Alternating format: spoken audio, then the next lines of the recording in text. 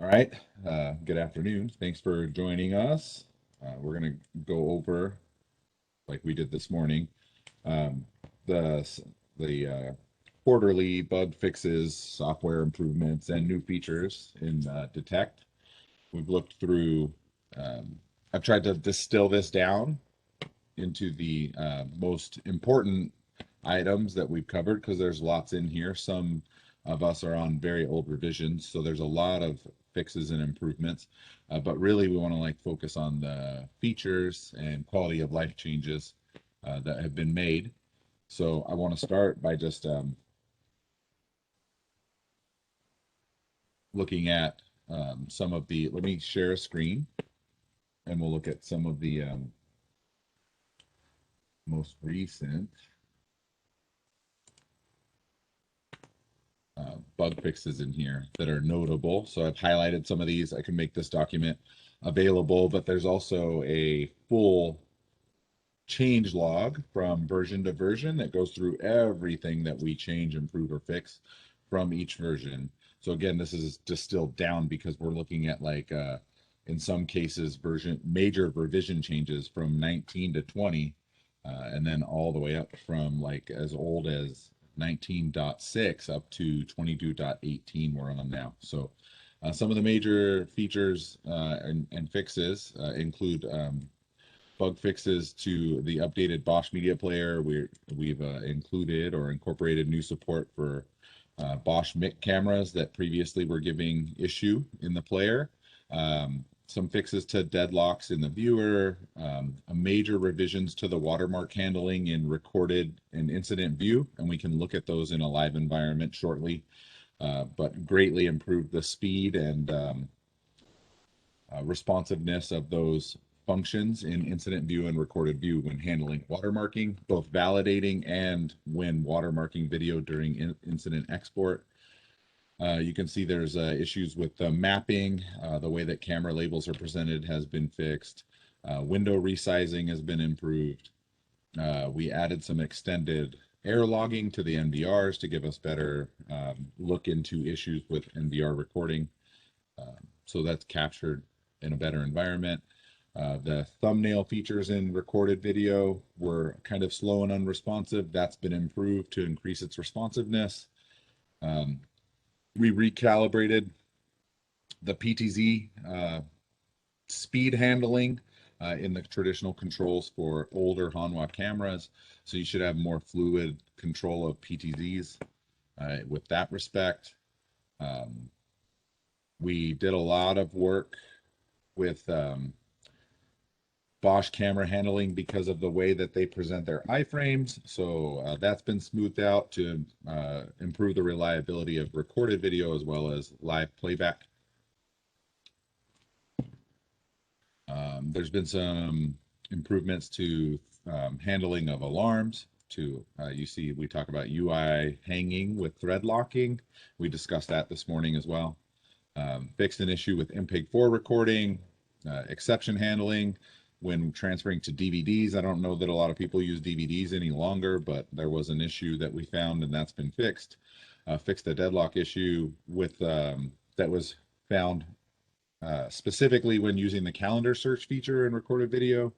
So there's many more of these subtle things that have been kind of fixed that maybe weren't necessarily system hangs or crashes, but just to improve the overall performance of the UI and the application. So those have been looked at.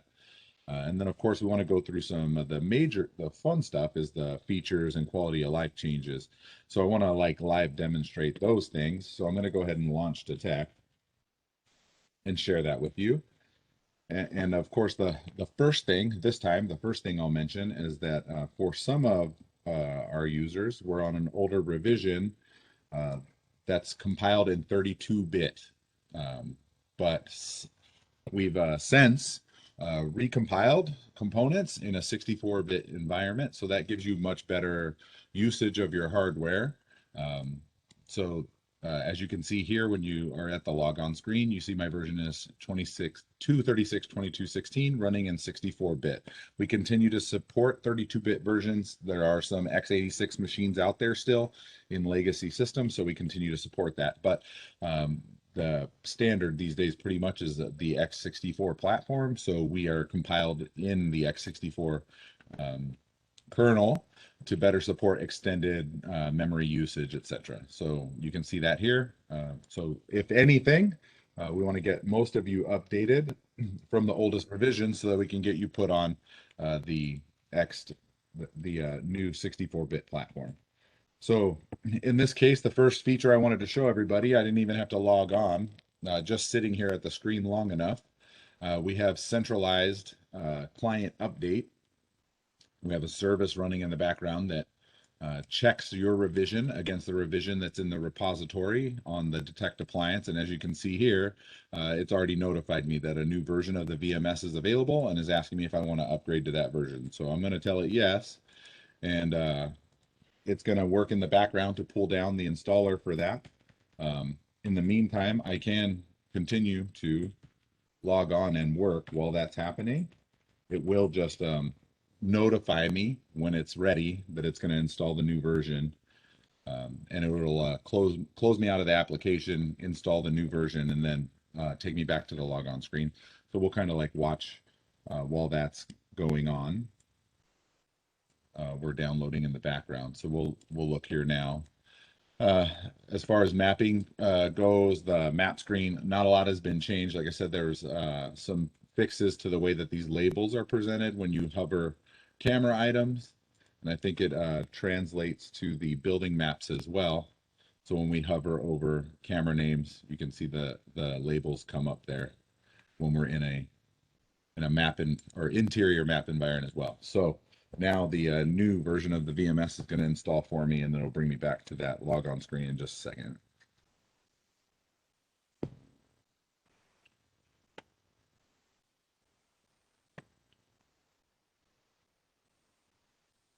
So again, if I was a user of the system and you're the administrator, you can upload these files to a central location on the Detect appliance.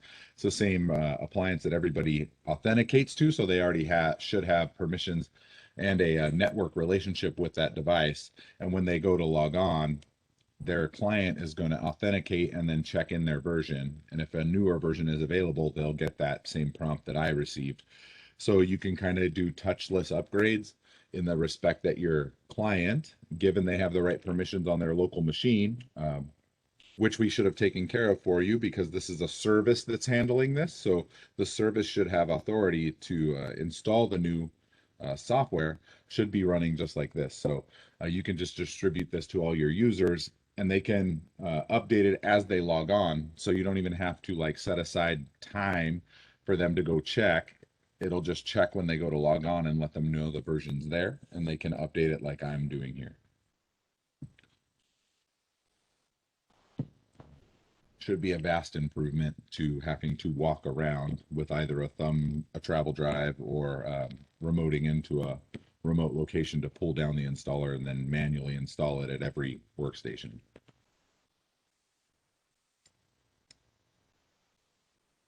So this should wrap up in just a moment. It's got to uninstall my old revision, install the new revision. It also updates the service if necessary. So, you know, it takes a second.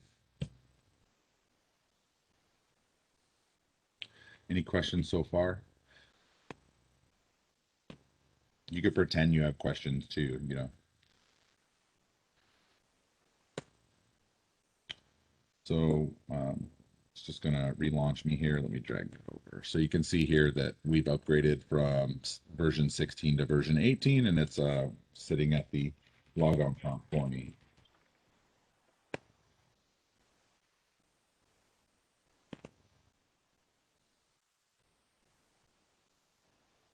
I'll have a pretend question for you at some point. Oh, okay, so be on your toes. Right. Be on your toes. Jen was giving me pretend questions to advance the conversation earlier, and it was quite nice. So feel free. Okay. Okay. So that is feature highlight number one is quick view service for distributed installation of the client. Okay, so we can go back and check it and hide my list and act like I memorized all this for you. So we also want to look at, we'll do this in kind of a different format or sequence too, to make it fresh for Damon, who was with us earlier today. So we'll do the boring stuff first. So we've added revision management and database signing. It adds a layer of security to the centralized database. Oh, Ray's here. He'll probably have lots of questions. So that's great. Welcome, Ray. So we're going to look at database signing. So as we discussed previously, we added this feature, one, to give modules within the software a means with which to check their revisions against one another and make sure that everybody is running on the same centralized unified database. And two, to protect that database from malicious manipulation of the database through, like, let's say, the back end. So even an administrator who has rights to come into the database can manually edit this XML. That's a useful tool for administrator when you're doing like bulk management or bulk changes to NVRs or credentials or things that are stored in the database. Sometimes it's faster to come in and manually edit these by hand as opposed to going through the user interface. But it also presents a vulnerability because someone with malicious intent could come into this XML and edit it unbeknownst to the administrator. So now, every time changes are made, the appliance signs the database with a hash and checks it upon loading up. So as I showed earlier today, I came in and changed a value on a camera like this, so I could change this from true to false and save it. Okay, so I've now edited the database, the unsigned database. The database that the VMS is now operating off of resides here as a signed version that's been hashed. So if I were to modify this signed version, Detect would come back to me after it's loaded up and tell me that there's been a CRC check failure. So we can see here, even this is even better. Last time I did this, I exited the software and reloaded it. In this case, Detect is already, the file watcher is already detected that there was a change to the unsigned database, and it's notified me that there's been a change, and that if it was intended by an administrator, I can use the administrator tool here to go through, edit, and then manually accept that change. So it brings up this prompt for me and shows me that the currently signed database is on revision 242, because every time the database is signed and changed, it assigns a new revision number, again, so that modules within Detect can compare their revisions and know that they're operating on the latest revision. In this case, I edited one revision back. So it says, hey, you edited this older one. Is that what you want to push up here? If you do, approve that, and then it will assign new number 243 and go up over and sign it. If that was not an intended change, then I can go in and investigate what was changed and revert it, or at least be notified that someone's making changes to the database outside of the user interface. So that's another major revision change that we've made, feature change that's been made. So database signing for security and for unification throughout your system. That one's kind of boring. Only the administrators would really kind of notice that. Your line level users are not going to see those messages regarding the database changes. I think that it's nice. I think it's nice that it doesn't just deny you access or the ability to make a change, and then require approval. Right. That's a nice. Yeah, we built that tool in again because we wanted to still allow an administrator to use the XML as a tool to batch change things, because again, sometimes it's more efficient to do it that way. But we also needed a method with which to manage those changes and make sure that they were approved. So that's why you'll get that message that tells you there's a pending unsigned database. And an administrator has to approve it through the UI, through the Detect VMS, to make those changes applied. And then once we apply those changes, everybody in the system would then get we'll get a notification. So if we go in here and make another change, I can show you that so that it's done correctly. We can just go like change a camera name here. Keith, if the file becomes corrupted, you get a similar message, or? If it's corrupted, then I would expect to see like the hash read fail, and it would tell you that that the database failed the checking, and then it's going to want to revert back one version. Okay. So if I make a change through administrator window like this, you're going to see that the database is going to change. For me, it reloads, but we'll get a message here that tells us something in the database has changed. So all the users in the system are going to get this message saying that the database has been changed. Do you want to load those new changes? To do so, you need to log out and log back in. And the reason we did that and didn't just, we don't just automatically push changes when the database is changed by the administrator, is if you have like dispatchers or critical users who are in a real-time situation, they have cameras operating. When you reload the database, it has to reread through changes to potentially cameras. So it has to close camera streams to load the new database. We don't want to force upon like users in a situation where they're actively monitoring a situation, just close their cameras on them.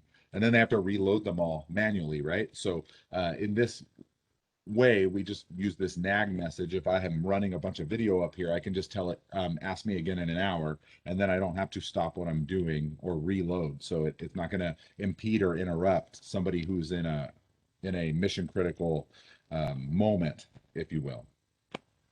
Otherwise, I can come back out here. I can log out by hand and then log back in.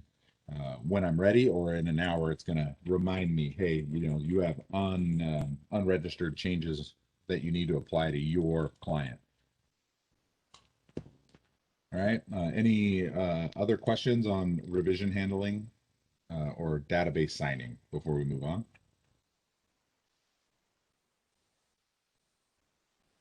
No? That's great. So now let's look at another major change we have made is we've done some polishing to recorded video playback.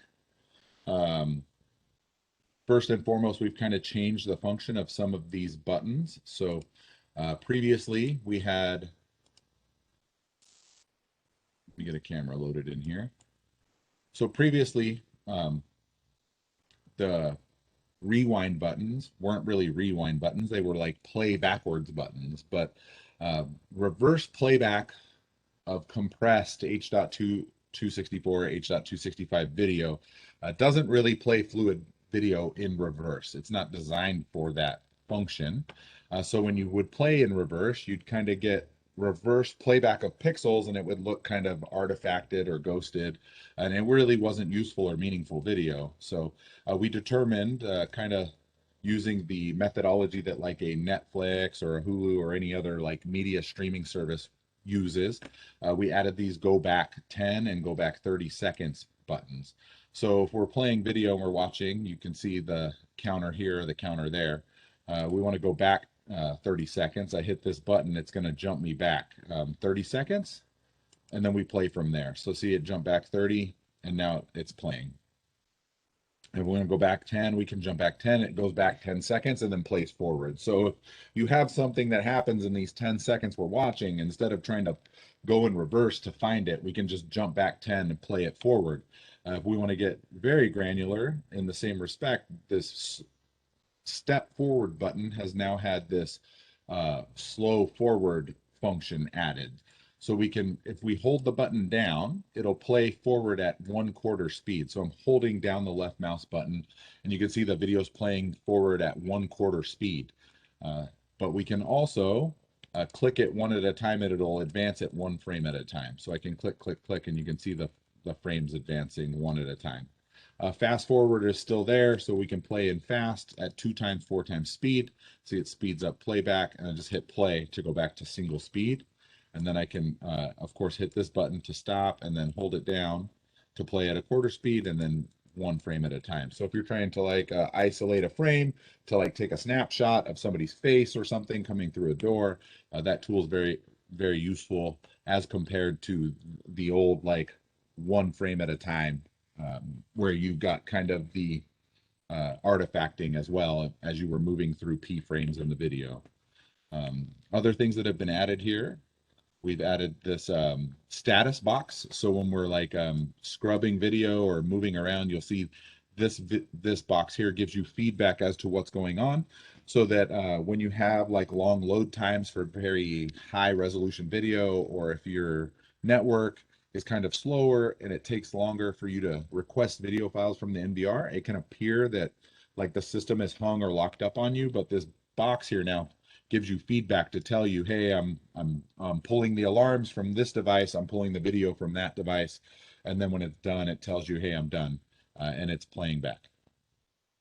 Again, we made some changes to the thumbnail mode, so this should again is giving me feedback. It's requesting the thumbnails, it's fetching them, and then it's going to lay them down for us. See, so we can thumb through these, then we click on that thumbnail, and it moves us back into video mode, sets me at the time of that thumbnail, and plays forward. But you can see how much faster those thumbnails come back to us as compared to previously. It would kind of take a long time for it to go out and get those thumbnails for you. So improvement, trying to make overall improvements to the live or recorded video playback.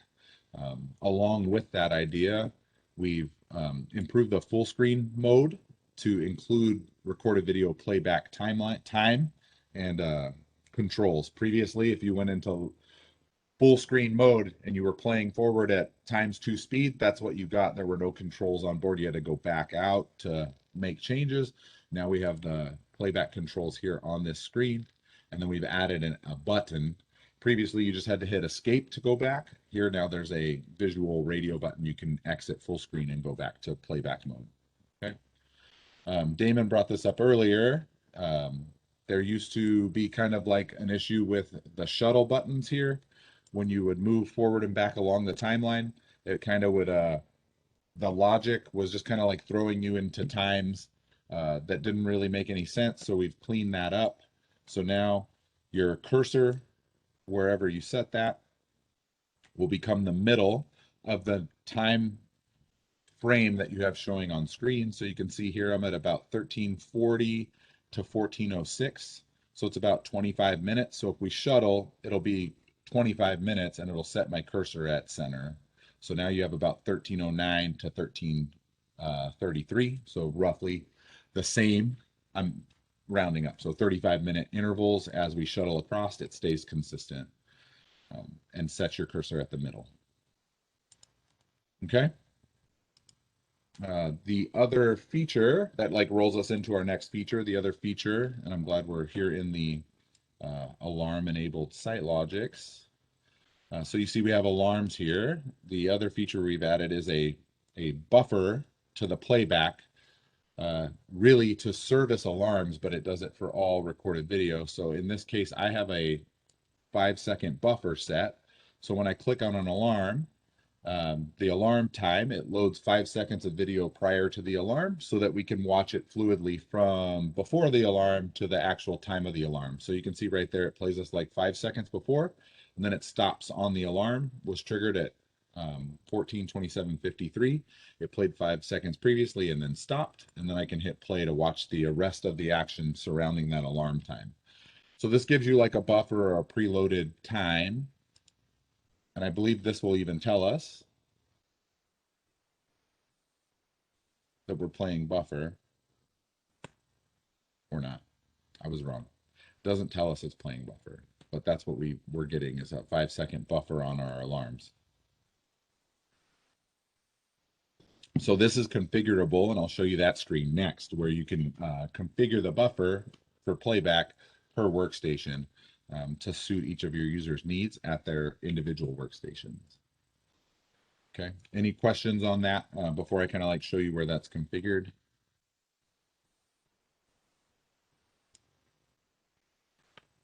Okay, I'll take your silence as a no. You fully understand what I'm telling you. So let's look next at that screen where we can configure some of these local user configurations. So we've added this See All Users tab. It opens up this window here. And then as an administrator, we're going through and querying each of the workstations in the system and asking for the information that's being presented. So we're getting back the name of the machine, their IP address, the version of the VMS they're currently running, the version of the service they're currently running, and then the current version of the appliance to which they're communicating. In this case, there's one appliance in the environment, so they're all talking to the same machine on 236.22.18. So you can see here, I have several machines in my demo environment that are on older revisions and they don't match the Detect appliance, so they're highlighted in red. You can see Steve is up to date. Good job, Steve. And then this is us here on my machine.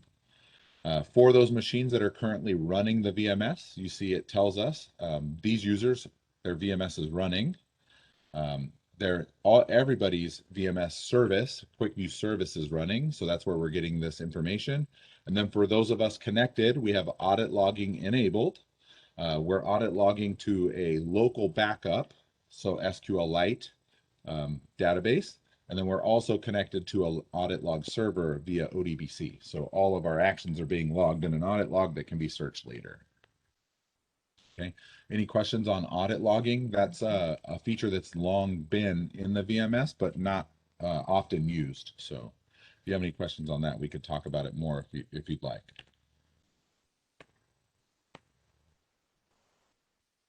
No? Okay, great. So really, the more useful tools that have been added in this screen are the ability to edit a user's local settings and then the ability to debug their logs remotely. So if we look at my machine, I'll open up the Edit tab, and you can see that this is the local configuration for my workstation. And we can also, we could edit Steve's local configurations for his machine. If he was calling and needed some help, we could assess and debug some situations and then maybe make adjustments to improve his performance based on his hardware, his network connection, etc. So the first tab here manages the connection policy between the workstation and cameras. So you can hover any of these boxes and they'll have tooltips there to tell you with more detail kind of what each one does. But the basic description is we have a reconnection policy first. So this tells us that if we reconnect 3 times or more within a period of 30 minutes, that we're going to consider this camera to be unstable. And then it's going to present that in your live view screen. It'll just stop trying to connect to the camera and it's going to tell you this is an unstable video stream. And that kind of will give users information to tell their administrator, hey, this camera is showing up as unstable, so the administrator can investigate if it's a network issue or a camera issue, etc. But it eliminates a user from constantly reconnecting to a camera that might be unstable and creating a bunch of unnecessary open connections to a camera that can impede the performance of the camera to other users, let alone to the user in the camera that are experiencing the issue. So this is kind of like a very sensitive policy, 3 reconnections within a half hour over some wireless connections. That could be totally tolerable. So I want to change that. I'm going to change this to if it reconnects to a camera 5 times in 1 minute, I'm going to consider that to be a very shaky connection. And then I want it to mark our camera as unstable.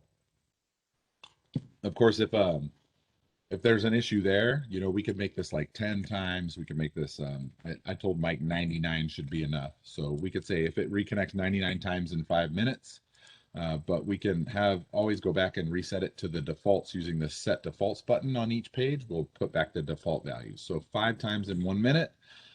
And then the policy intervals, so 5 times in 1 minute would fall under this first policy. So it's a tiered policy approach. So we're saying for first reattempts, I want it to reattempt aggressively connecting to the camera every 5 seconds. For the first 300 seconds, that's 5 minutes. So for the first 5 minutes, it's going to try to reconnect every 5 seconds. If we have a reconnection policy that's longer than 5 minutes, so if we made this 100 minutes, after the first 5 minutes, it would go to this second tier, and then it would like slow down how frequently it's trying to connect. It would try to reconnect every 10 seconds for the next 1500 seconds. And then if it still couldn't connect, it would go to the third tier and it would only try to reconnect every 30 seconds for the next 1800 seconds. Once that's exhausted, it would then just report the camera as unavailable. It's very uncommon that you get out here to these second and third policies. You'd probably know by then through reporting that the camera is offline if it's not answering in the first 5 minutes or so. But this approach is designed to like decrease the CPU load to trying to connect to cameras in an instance where you have like shaky network connection, so that it's not constantly trying to reconnect every 5 seconds to a handful of cameras, creating connections that aren't there, and increasing CPU and network load through all that communication. So it'll just kind of like decrease the assertiveness that it's using, but still try to check that the camera is there. And then this last tab, infinite, is if we want to override these tiered policies, we just enable an infinite approach and then say, hey, try to reconnect every 30 seconds, every 10 seconds, etc. So in this case, it's every 30 seconds, and I can disable that or check it to enable it. Okay. Any questions on this reconnection policy tab? Okay, great. So the next tab, we added some extended debugging capabilities for us to help you and for administrators to help users. So you can add cameras that you want like a detailed debugging of their communication with the player by adding them here. So you can see I have a handful of cameras and this test IP there. So I put them in the list, and then these cameras will always have verbose debugging enabled. So every time you open up a live view for this camera, it's going to give you all of the logging messages at the debug level from the VLC player it's using. And then we can export those logs and review them later to determine if there's issues within the communication between the player and the camera at a later time. If your issue's been resolved, you no longer need those logs saved, you can just remove the camera from the list. Okay. Then there's the video buffer tab. So you can individually adjust the buffer values for cameras in live view. So you can see in my list here, most cameras have a 300 millisecond buffer. So you have to have a little buffer to get stable video playback. But some cameras we've determined through testing and through like OEM best practices, they require a little bit larger buffer. So for example, legacy access MPEG-4 cameras and encoders, they need 1 second of buffer to produce a stable video stream.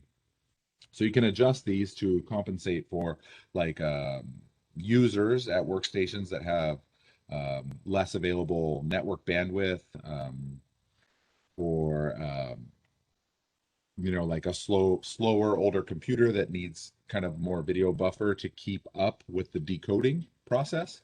But I would caution you that the longer of a buffer you put in for a camera type, the further behind real time you'll become. So if you have a dispatcher that you've set like a 5 second, 5,000 milliseconds buffer on a camera, what they are going to be seeing in live view is actually 5 seconds behind real time. So if they're communicating with an officer in the field and watching video of what's going on in the situation, they're going to be giving that officer in the field information that's 5 seconds old. And that can become an issue because 5 seconds is a lot of time when we're talking about critical situations.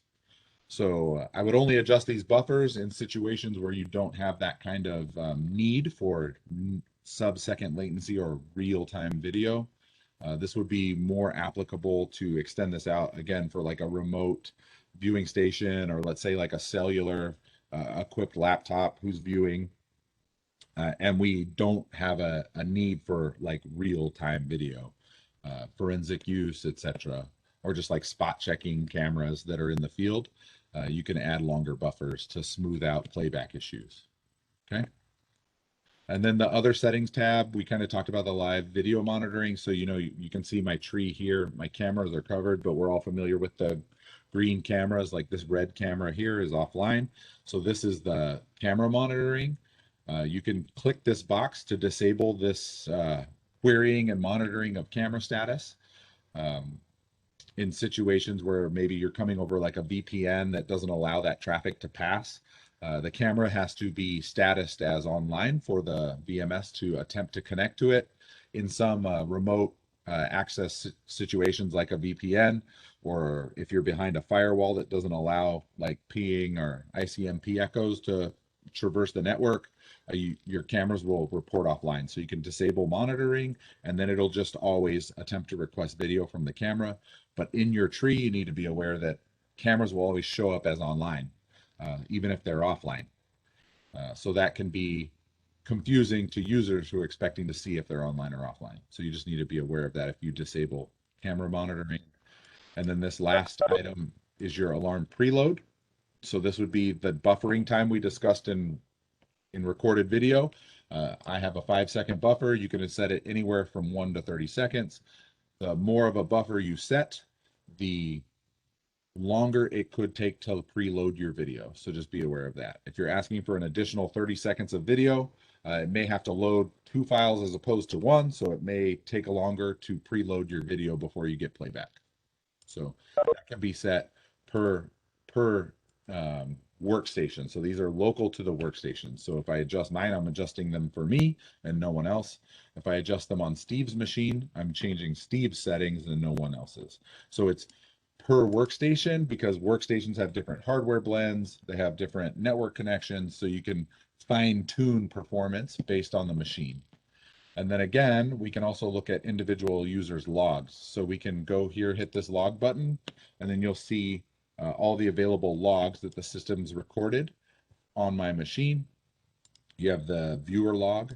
This is a performance monitor logging, so it shows us correlation of resource utilization to action via Windows. These are my VLC logs, so those verbose logs I had set up for some cameras. I have some logs there, and then exceptions is like the error and stack trace log. So we can grab those logs from this machine. We can export them locally, so I can just drop them on my desktop like this, and they get zipped up. It tells us, hey, I successfully extracted these logs, and drop them in a zip folder on your desktop. Okay. Or we can hit this send log file button, and this will attempt to send the logs via email to a distribution list to us here at Leverage so that we can help debug. So if you have a user who's not that savvy but has access to this screen, or an administrator that needs help, you can just say, hey, go grab the logs. I want, these 5 logs from that machine. Just hit send logs and it'll email it to us.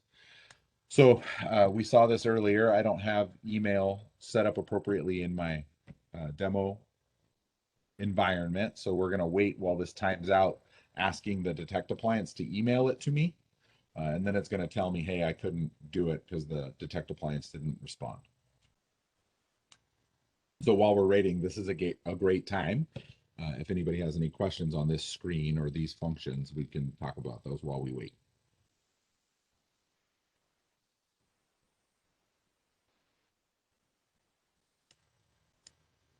Okay, it's about a 30-second timeout. There we go. So the Detect appliance didn't respond. The logs didn't get sent.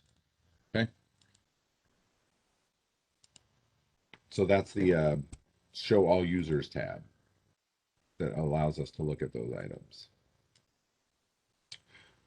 So I think we've covered almost everything. The last thing I want to talk about is the NVR status window and the new point and click PTZ controls. So we'll look at the NVR status window. So for administrators who manage NVRs, Damon, I know you're on the call. We talked about this earlier. We added a couple of tabs at the request of one of our customer sites. We added the tabs for total gigabytes recorded per day for a camera, and then total gigs recorded to meet retention, or for current retention period. So you can see those tabs were added.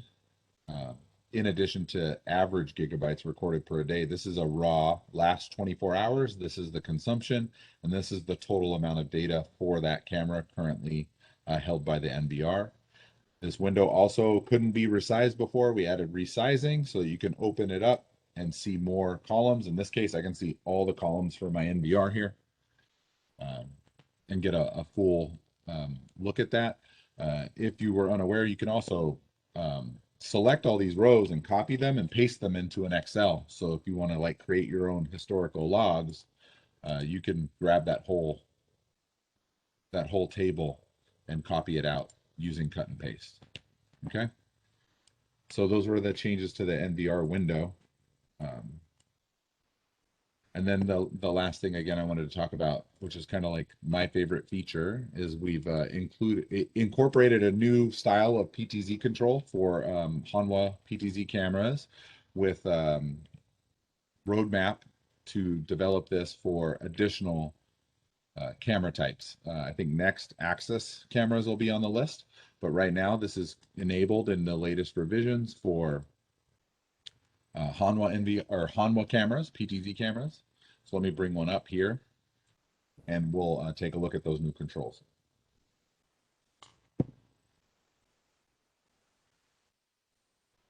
So this is someone left the door in the warehouse open. So we're all familiar with the old style PTZ control. You kind of left click, hold the button down, you get the crosshairs, and you can move left, right, up, down.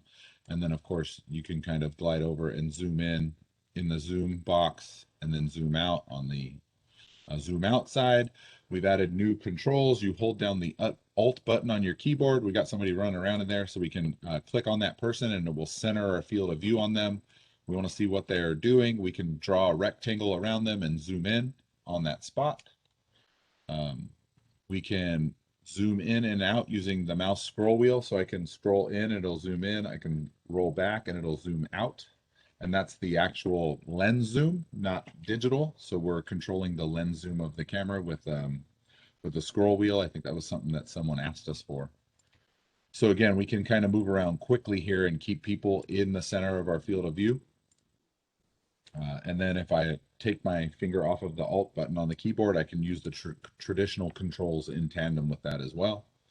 So it's very useful for a more like precise PTZ control. And then of course, we can also quickly zoom out. So, you know, often we get zoomed in and then you get zoomed in on something like, you know, and like a wall is a perfect example. And then I want to zoom out, and traditionally you kind of got to like zoom out like this. Under new controls, we can just zoom in, and then we can right click, hold Alt, right click, and it'll zoom us all the way back out to the furthest wide angle we have. So you can get in, out, and with much better precision. So I'm really excited about this because of all the feedback I've received from customers. PTZ control tends to be the hardest when you're zoomed in trying to follow something. This makes it much easier to do that by just clicking along and centering your field of view. So these controls also are available through the digital PTZ or digital controls. So like if you have a camera that doesn't have a PTZ, you can digitally zoom in. That's always been available. So the traditional zoom controls are there, but now you can also use these point and clicks when you're digitally zoomed in. You can mouse wheel zoom in, out, zoom in, zoom out. You can move around the field of view by point and click. You can draw and zoom digitally, and then also right click to zoom back out. So it's a much more fluid PTZ control. And again, we have current development to bring this to other camera manufacturers as well. But currently, pretty much all the Hanwha PTZs support this control.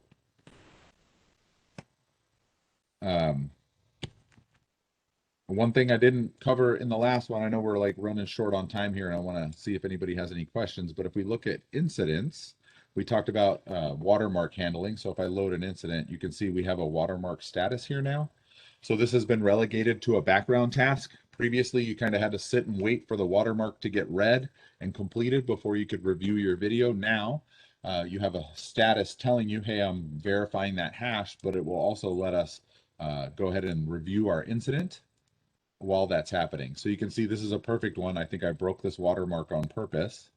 And you can see it told me, hey, the watermark's bad. So somebody manipulated something in the video file itself or in the name of the file, in the name of the incident. And it's telling me, hey, this watermark didn't validate. Otherwise, we could watch this incident. We can still watch the incident, by the way. It's just telling us that for evidence purposes, this video has been altered. but if this watermark had succeeded, it would just be a green dot and would tell us good. Okay. So before you had to wait for the watermark to run, and the only feedback you would get is if you had a bad watermark, eventually it would come back and say, hey, the watermark failed. But now, make video available, you can continue playback while it's processing that video. Even for multiple cameras, we're testing, but we can get in here, we're watching our incident while the watermark is continuing to check.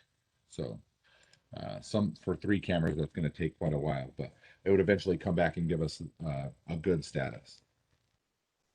So we've tried to free up the UI in that way so that we're not waiting on processes like watermarks and file loading, etc., while we're trying to perform our job function. So with that being said, if anybody has any questions, I'm open to looking at or answering those now.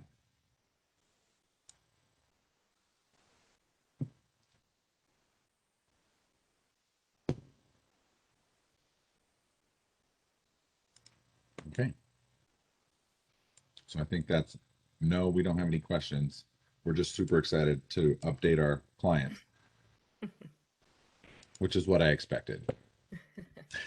That last feature is really cool. Yeah, the PTZ controls really Especially when you're zooming out, you can get kind of disoriented where you're at.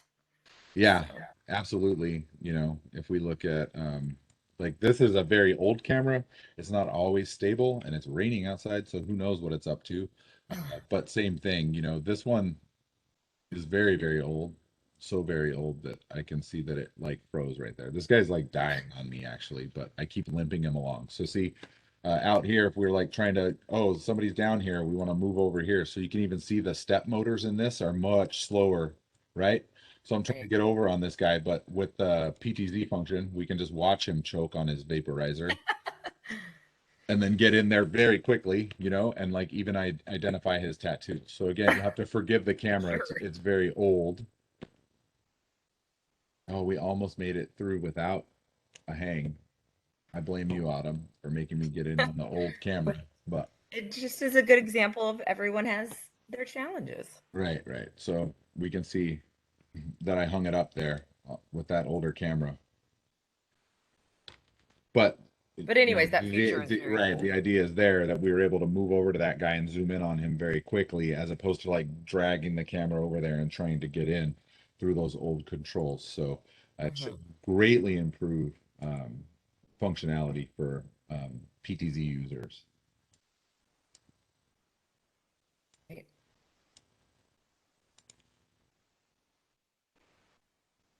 I need to move my inside camera out there to that camera spot and deprecate that guy. But again, it happens. But you can see also, I know a lot of administrators are used to seeing that like, oh, another instance of Quick View is running. We even built in a piece that identifies that, detects it, and then we'll go through and clean up those tasks that are hanging and keeping you from logging back in so that you don't have to use the task manager to do that. So you can see I was able to just log back in without having to like manually kill tasks. So again, our buddy's still out there and my camera's still running.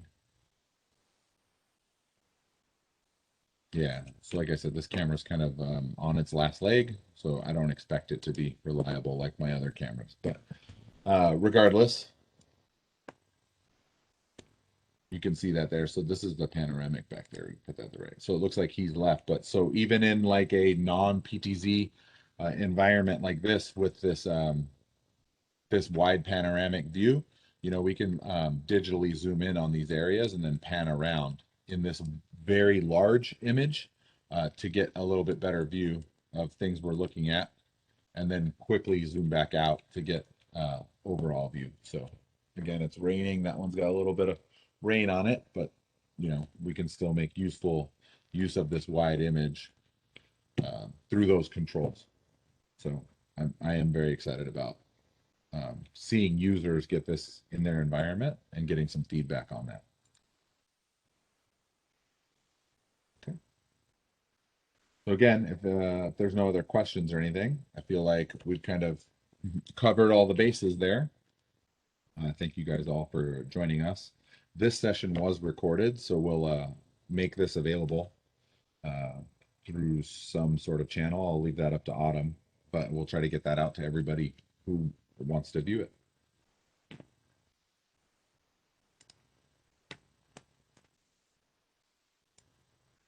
Okay.